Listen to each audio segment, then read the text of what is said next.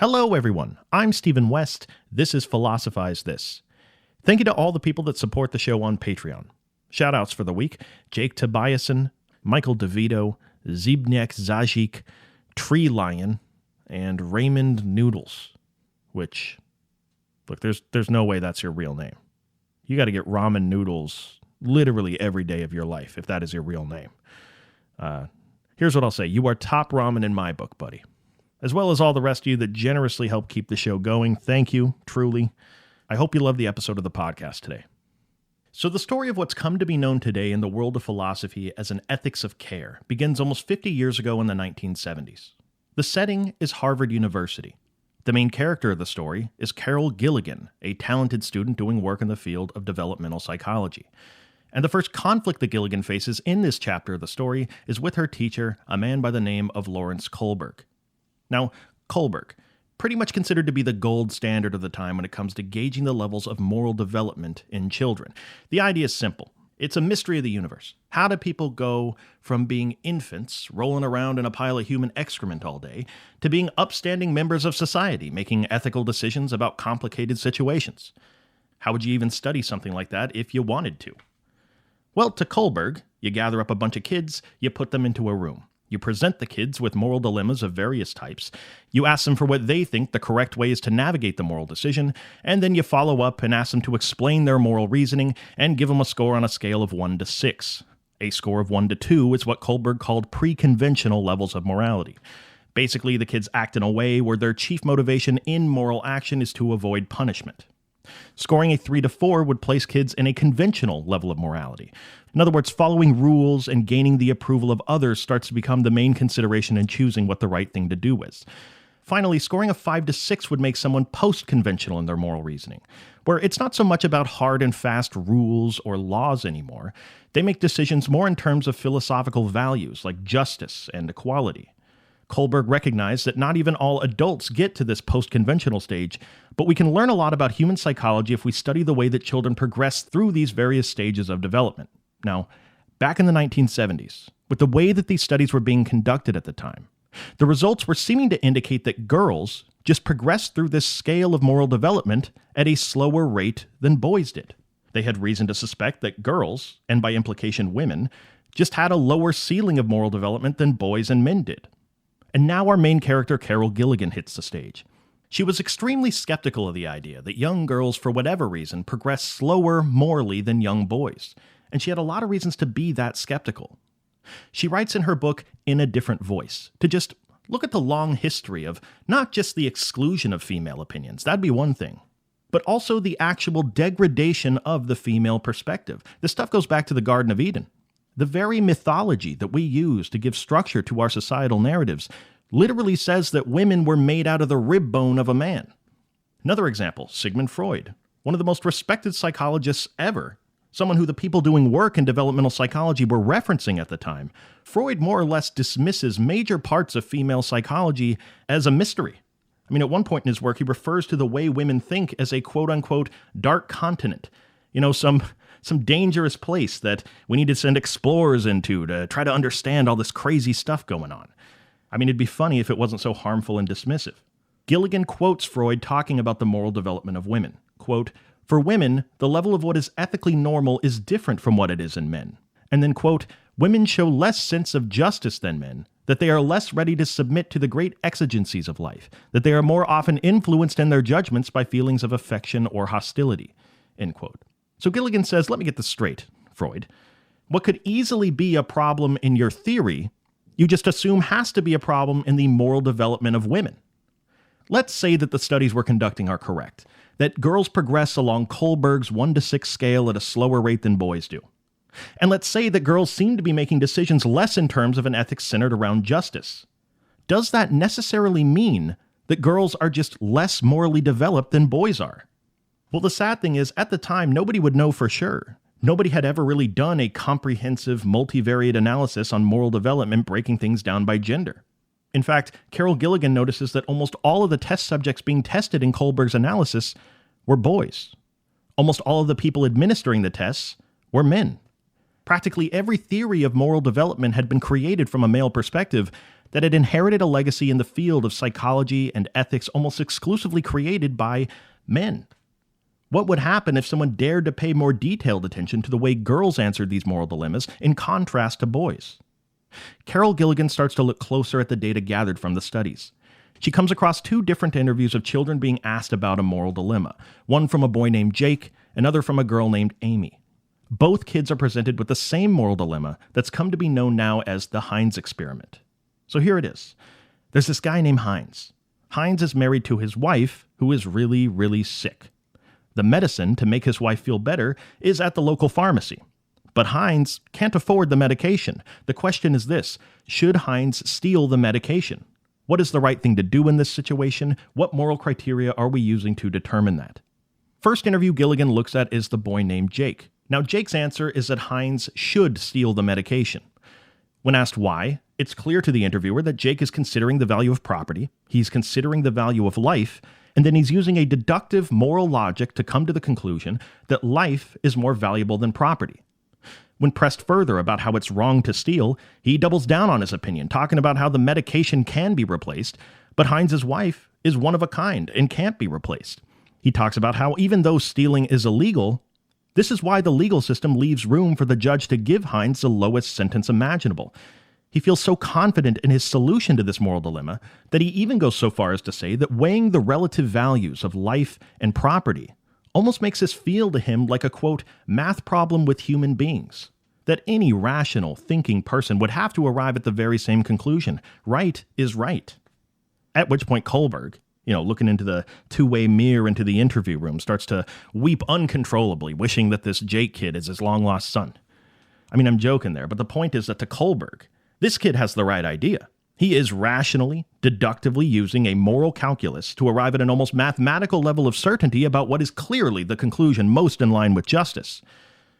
But then Carol Gilligan looks at the answers that Amy gives to the exact same question. See, Amy's answer is that no, Heinz shouldn't steal the medication. She says maybe he should try to borrow the money, or find some sort of extra work he can do to make the money. After all, his wife shouldn't have to die, but stealing from the pharmacist is wrong too. When pressed further by the interviewer, what if he can't borrow or make the money? Should he steal the medicine then? She says no. When asked why not, Amy doesn't cite some moral principle weighing the value of property and life. She doesn't talk about trolley cars or axe murderers at your doorstep.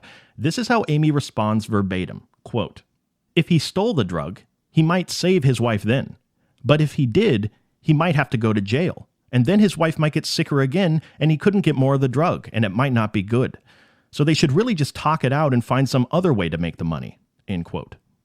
In other words, to Carol Gilligan, instead of Amy seeing this whole situation as a math problem with human beings, she saw it more in terms of a, quote, narrative of relationships that extends over time, end quote. There is a different type of moral calculus that is going on here. One side, the male perspective, primarily concerned with justice, was willing to accept that someone in this situation was going to be hurt. The question becomes, what is the most rational, fair way that this hurt can be distributed? But Amy, as Gilligan says, accepted that there may be no mathematically quantifiable, perfect moral answer, but she was trying to navigate the situation and arrive at an end where maybe nobody needs to get hurt. Maybe bridges don't have to be burned with the pharmacist. Maybe Heinz doesn't have to place himself above society and its laws. In other words, she considered the context of the situation. She considered the relationships between the people involved. She tried to find a moral answer that considered everyone and preserved the world that they live in. When pressed further after this by the interviewer, who asked Amy to logically justify her opinion on what the right thing to do is, with each question she closes up a little bit more, feels a little more intimidated, feels like she can't really explain logically, mathematically why she feels this way, until near the end of the interview when asked over and over why he shouldn't steal, she says, look, I just think it's wrong. Now here's the big point. On a scale of moral development that is testing children based on how well they can logically deduce what brings the most justice, Amy and other young girls like her are going to score lower with answers like these, lower than the boys around her same age. Implicit within this is the fact that when testing moral development almost exclusively from a male perspective, women are statistically going to have scores that look like they're just morally weak men. But this one-dimensional view of moral development is wrong to Carol Gilligan. Women's answers to these questions are not, as Freud might think, a lack of moral development. Women are viewing the moral dilemma from a totally different perspective with a different end goal in mind. To Carol Gilligan, while there very well may be biological factors involved here that account for this difference between men and women, mostly because of how women and girls are typically socialized within our societies, they are expected by nearly everyone they ever come into contact with to be caregivers. Men are told to be problem solvers by society. Women are told to be caregivers. More specifically, their job in this world is to put their own needs and their own individual identity on the back burner and to provide care to their children, their spouses, the sick, the elderly. They are socialized to believe that their role is to keep the peace, to be socially adept enough to understand the relationships between people around them and to maintain those relationships, to put themselves into other people's shoes. Within the social categories that women and girls often have to navigate, historically, it's just not been useful for women to think of morality in terms of fixed moral principles mediated by a deductive logic. That's a much more useful way of viewing things if you're a man navigating the social categories that men have to navigate, where society tells you you're a complete loser in this world if you don't go out there and exert your vision upon the world of politics or economics or business. However, moral development as a female has required a totally different set of skills to survive, so a different set of skills are developed, ones that aren't necessarily being tested for by Kohlberg and other developmental psychologists of the time. So Carol Gilligan asks a question: what would happen if instead of centering our morality around considerations of justice, as men typically do, what if we built an ethics around this alternative way of thinking? She goes on to explore this idea throughout her career, but not before she coins a term to try to quantify this whole alternative approach to ethics. She calls it an ethics of care. Now, that's the short version of this. Before we go into the longer analysis of an ethics of care, few things here that have to be said before we move any further. Because we've gotten to a point in the story of Carol Gilligan where she starts to intersect with the ongoing work that's been done in the field of the ethics of care over the course of the last few decades. Because I'm just going to spoil it for you here. Carol Gilligan's book, In a Different Voice, goes on to disrupt not only the way that people conduct developmental psychology, but she also disrupts the field of ethics and philosophy and creates an entirely new lane centered around care as a moral imperative. And I say the word disrupt in the best possible way. Virginia Held, a philosopher whose work I'll be referencing here throughout, says it best. She says that the value of Gilligan's work has less to do with her expounding everything there possibly was to say about an ethics of care, and more to do with the consideration of a female, largely ignored perspective and the potentially revolutionary ideas that came out of these voices formerly lost in the margins. Gilligan saw the moral significance of care in terms of its importance to the entire project of humanity in a way people had never really developed before. But that said, something important that needs to be addressed before we go any further here is to explore the question, how exclusively female is this ethics of care really? Because here's the thing. Some feminist philosophers embrace the ethics of care as a uniquely feminine approach to morality. But most feminist philosophers see viewing an ethics of care as a purely female approach. They see it as problematic. For one, they say it reinforces outdated gender stereotypes. I mean, who's to say that women are the only ones that stand to benefit from seeing the world through the lens of care? Also, they're extremely skeptical of feminizing an ethics of care because of just how often female perspectives have been relegated throughout history. The greater context here is that since the ethics of care started to be developed as an approach to morality, there's been several attempts to minimize it into something that's just not that important. People have called it women's ethics, or just ethics for the home. The idea being that this ethical approach, this care, this applies to the private areas of society. The ethics centered around justice and exerting your moral vision upon the world around you, these are the ethics that are more suited for the public realm. Other examples, people have tried to say that an ethics of care is really just an extension of virtue ethics. That care is a virtue that needs to be considered, just as patience is a virtue that needs to be considered. All of these, to many feminist philosophers, drastically underestimate the importance of what is being developed here. That this is an entirely new moral approach with revolutionary implications that apply to the public realm just as much as the private. We'll talk more about the impacts the ethics of care can have on society after we discuss it a little bit more, but just to conclude this section of things that would be irresponsible to not bring up before we continue. Understand that the significance of this new lane being created in ethics centered around care is much bigger than just a female ethics for the home. This is an ethics on the level of humanity. This is a critique of the way most ethical approaches have been done for thousands of years. This really can revolutionize human ethics regardless of gender. However, to leave out the fact that this new approach was arrived at by someone who dared to consider a female perspective, and that this perspective had been largely ignored because of imbalances in the voices allowed to contribute to the field of ethics, to leave that out would be leaving out an important part of the story. And just goes to show how when you willfully ignore voices in any group setting, you willfully create blind spots for yourself. And these blind spots can turn even the most dynamic genius with the best intentions into a mere technician that spends their career justifying a limited perspective. Also, before moving forward, please understand my agenda here as a fan of philosophy. I'm not trying to make claims about gender essentialism or social constructs surrounding gender. This podcast is not about me. Ultimately, I just have a lot of respect for every one of these philosophers that I talk about on the podcast, and what I'm trying to do here is pay respect to the work of Gilligan and Held and Noddings and Tronto, and to introduce an idea that truly offered a major critique of the way former philosophers that we've talked about on this podcast had been thinking about ethics. So with the only relevant skill set I have in this world, let's talk about the philosophical context of this and go more into understanding this ethics centered around care. How would an ethics of care even look? Maybe a good place to start is to offer a definition of what an ethics of care is even shooting for. What is care? And the definitions obviously vary among all the people doing work in this area, but one of the more popular definitions that can help us here today is from the philosophers Joan Tronto and Bernice Fisher. They define care as, quote, a species of activity that includes everything we do to maintain, contain, and repair our world so that we can live in it as well as possible.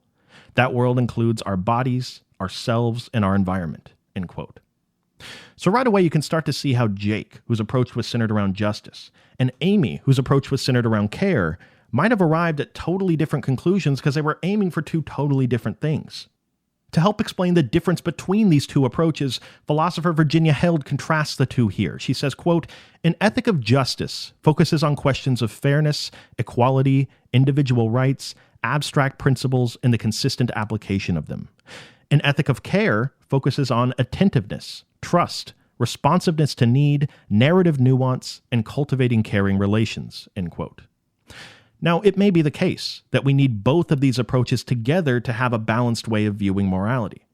But living in a world where an ethics of care has been ignored, degraded, and cordoned off into the private sphere throughout history, the ethics of care, when it's actually being paid attention to, is going to seem like it's bursting onto the scene with a pretty radical critique of what starts to look like an outdated, naive view of moral subjectivity. The first thing that an ethics of care is going to critique is the idea that the best way to assess the morality of a given situation is from the perspective of liberal individualism. Now, what do they mean by that? Well, think of classic examples of ethics from the Western canon. Kantian deontology, Bentham's utilitarianism, and ethics of justice. Take your pick of basically any one of them. And what you'll find is that the subject that is choosing which moral decision to carry out is described as a rational, independent, autonomous individual. And for the record, because of this historical legacy, this has also become one of the most common ways that people view themselves when making moral decisions in their life. I mean, do you see yourself as an independent, rational individual making decisions? It's okay if the answer is yes. This is how people are often socialized and educated to think. Virginia Held says there's this expectation written into these traditional forms of morality that the people making moral decisions in our societies are a bunch of, quote, unrelated, independent, and mutually indifferent individuals assumed to be equal. And that, quote, the more abstract the reasoning about a moral problem, the better, because the more likely to avoid bias and arbitrariness, end quote. We can all relate to this way of thinking. But under an ethics of care, this type of liberal individualism, to put it kindly, is a delusional fantasy. An ethics of care is going to give a little tough love to this common way of viewing the moral subject, but only because it cares, though. I mean, if an ethics of care didn't love traditional morality, it wouldn't say anything at all. So to illustrate all the differences between these two approaches, let's talk about the traditional moral subject in its natural environment. That is one of these convenient thought experiments that traditional philosophers loved to throw around back in the day, something like the trolley car problem of Immanuel Kant. So to get started on that, hopefully everyone listening to this is at least remotely familiar with the trolley car problem. Hypothetical person on the side of some tracks. They see a trolley approaching that's going to kill 5 people stuck on the track. They can pull a lever and switch the trolley onto a different track where only one person is going to die. Should this person pull the lever? Now, obviously, this is one of the most well-known moral dilemmas in the history of philosophy for a reason.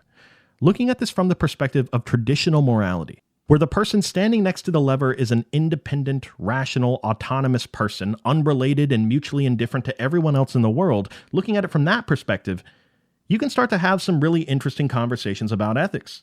You can weigh different values against each other. You can even come up with what seems like a correct answer to this moral dilemma based on the moral principles that you've reasoned to. But it's funny. The trolley car problem always starts to get a little more confusing when you add little variations into the mix. Like, what if the one person you'd have to kill to save the 5 is the person that you love most in the world? What if the 5 people on the tracks are all death row inmates who are guilty of horrible crimes? What if you personally had to drive the trolley into the 5 people yourself and see the looks on their faces as you did it? The point is, when context, when real-life situations start to work their way into this otherwise sterilized, hypothetical thought experiment, all of a sudden moral principles start to feel much harder to arrive at. All of a sudden you can start to doubt yourself, like, am I a bad person? Am I a morally weak person because I would choose to kill 5 strangers over one person that I know? Even though I fully realize the mathematical way of seeing the moral decision is that 5 lives are greater than 1. Well, maybe you're not a bad person for feeling that way.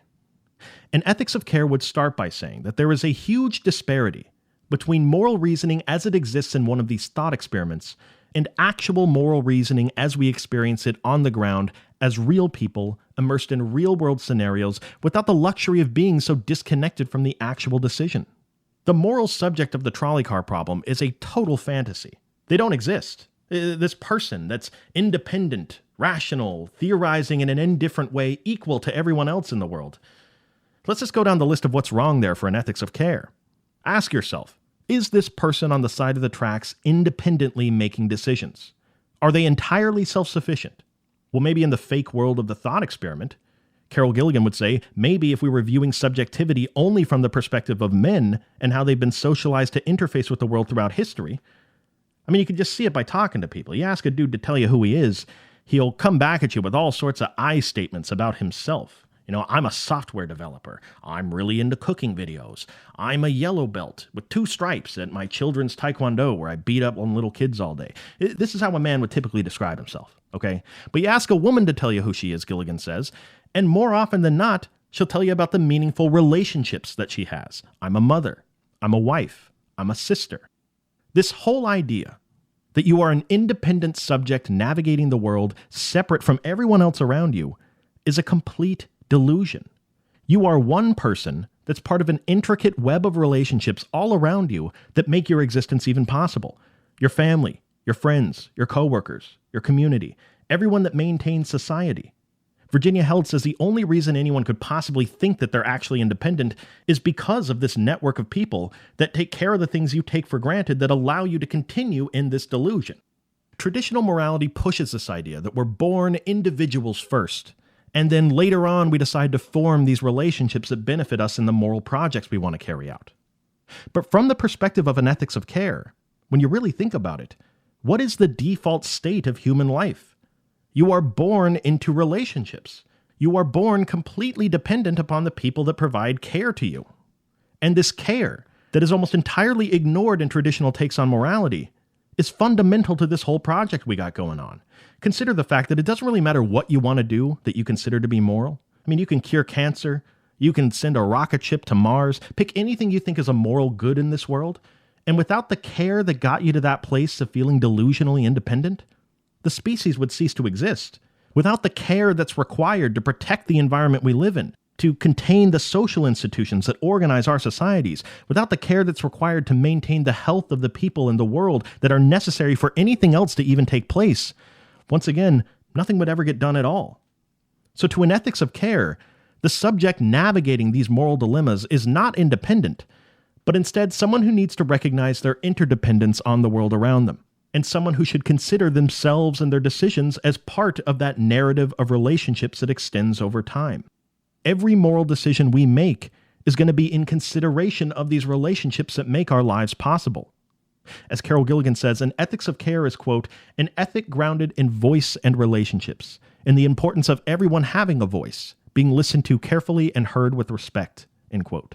But let's get back to the person pulling the lever in the trolley problem.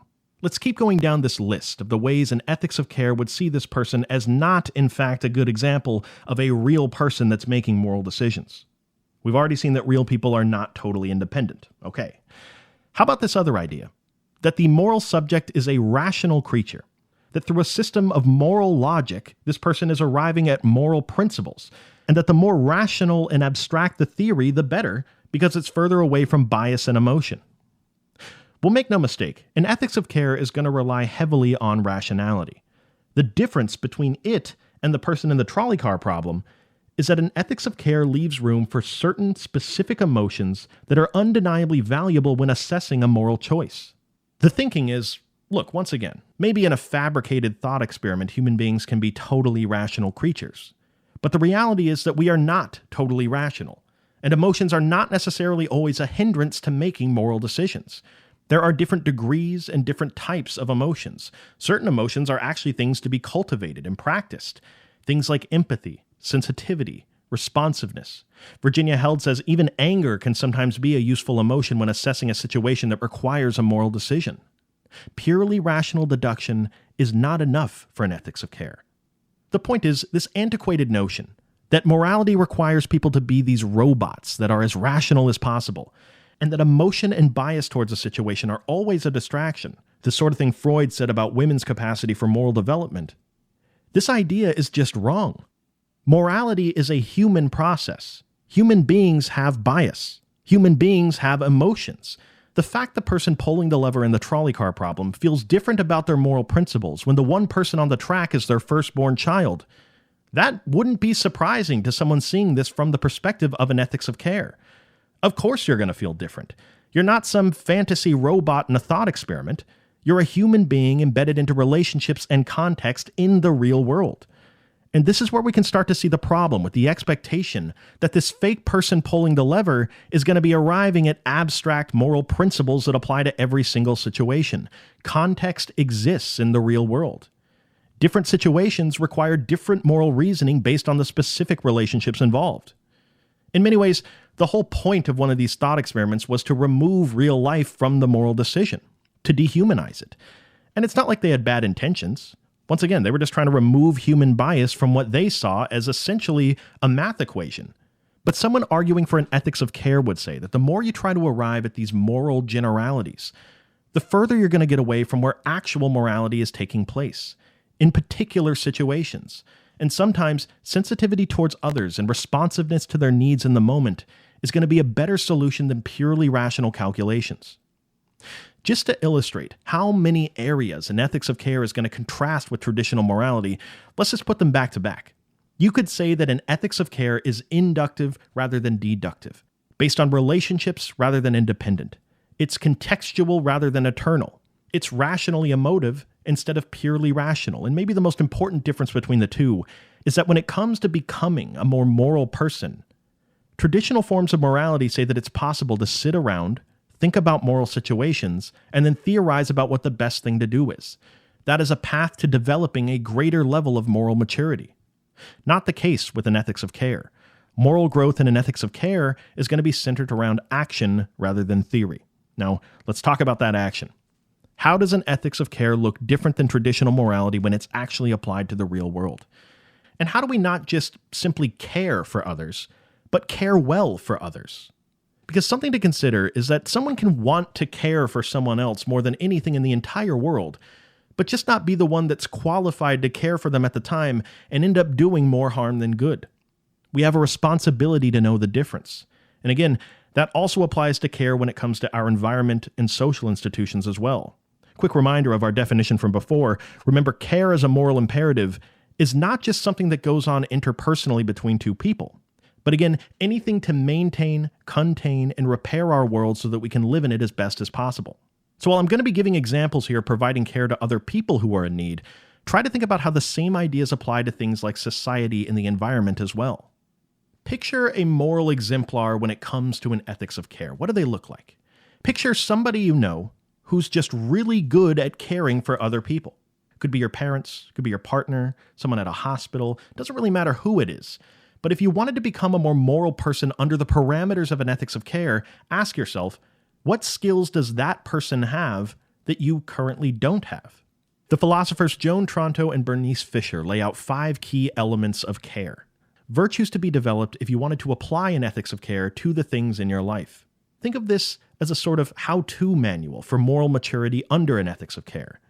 These virtues in order are attentiveness, responsibility, competence, responsiveness, and plurality. And let's go and explain the importance of each of these skills one by one. The first one is called attentiveness. Now, simply put, to be able to care for someone's needs, you gotta actually know that they're in need of care. Obviously.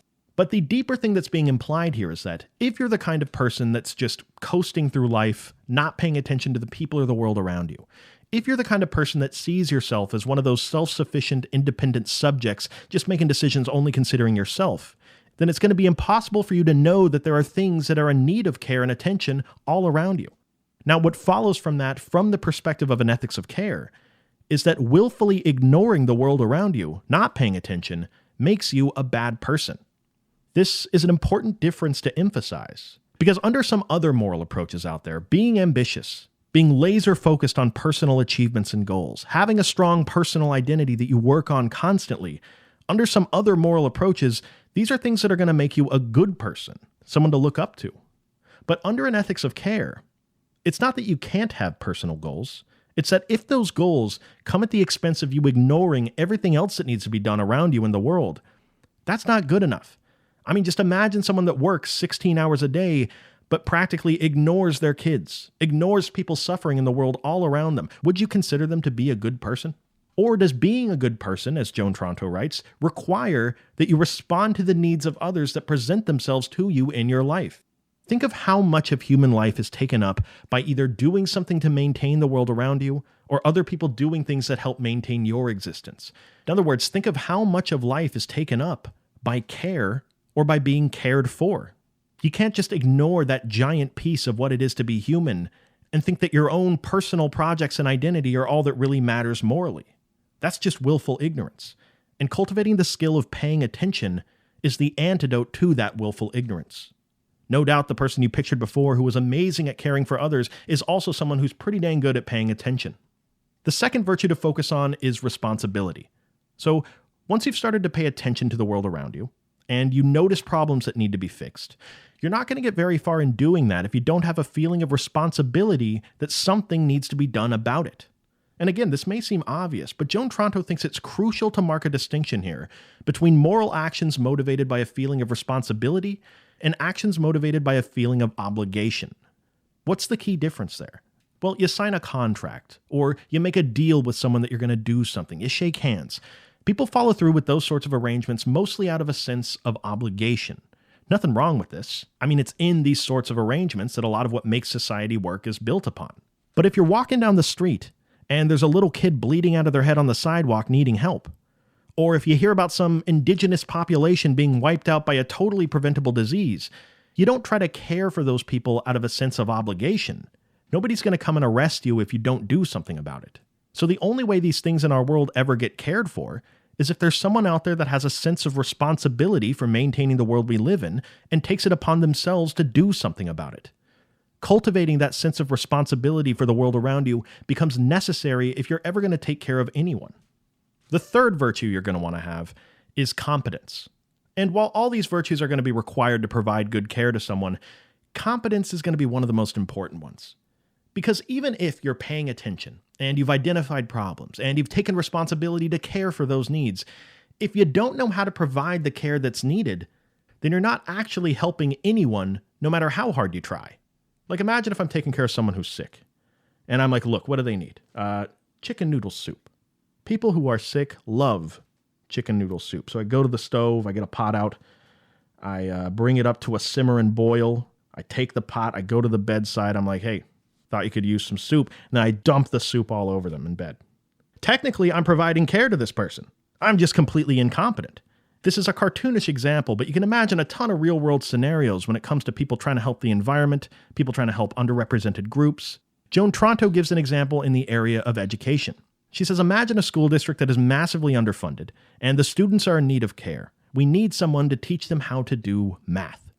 So the school district assigns a teacher to the classroom. But here's the thing, the teacher doesn't know how to do math either.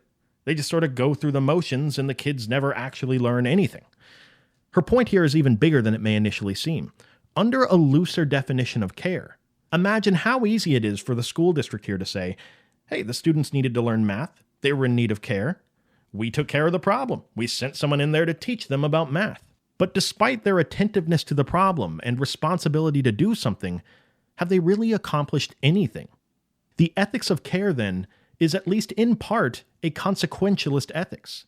It's not good enough to just take action doing whatever just because it adheres to good intentions and some external code of ethics in a fake trolley car world. The end result of care matters. Context matters. And competence is a virtue that's important to cultivate if you want to minimize the level of movement without progress. The fourth virtue Tronto and Fisher say that care requires is responsiveness, or the constant awareness of the response you're receiving by the thing that's being cared for about your care. But even that definition doesn't tell the full story. Let me start here. Joan Tronto writes that implicit within all care dynamics is the reality of vulnerability and inequality. Whenever there's a situation where there's one person being cared for and another person that's providing care, that instantly creates a power discrepancy, even in situations where neither party recognizes the vulnerability. She gives an example of an office worker, and how when they go into work every day, they don't feel vulnerable to the janitor who hauls off the trash when everyone goes home. But if the janitor stopped coming into work one day and nobody replaced them, you'd quickly realize just how much you relied on that person's care. Now think of that power discrepancy when it becomes a little more pronounced, a little less innocent. Think of it when it's a doctor and a patient. Think of it when it's someone who's not a doctor taking care of someone who might not even be thinking clearly or be able to articulate themselves. How easy would it be for the caregiver in that situation to be attentive to a need, feel responsible to act, be competent enough to provide care, but not listen to the person they're caring for and have an attitude like, trust me, I know what this person needs. I know what they need more than they know what they need. I know what I'd want if I were in their situation. The virtue of responsiveness illustrates another way that the ethics of care is going to contrast with traditional forms of morality. We are not all equal across the board as subjects engaging in moral decisions. The truth about navigating real life as a human being is that inequalities in power dynamics exist in practically every situation that we find ourselves in. And whenever there's a discrepancy in power, it creates the potential for abuse. Joan Tronto writes that we have to remain vigilant about that possibility and to understand that people are not interchangeable, as she says, in these caregiving situations. You can't just assume you know what's best for someone without even listening to them.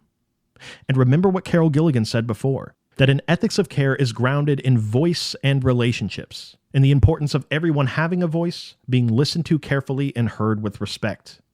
With that in mind, part of caring for someone is going to require not just putting yourself in someone else's shoes, but to try to put yourself in someone else's self, to really try to see things as they see things, in their language, on their own terms. And it's not always going to be easy. They could be delirious or in a state of panic. Maybe they just completely disagree with you on every issue in this world. But the point is, an important part of care is trying to understand where this person is coming from without projecting yourself onto their reality.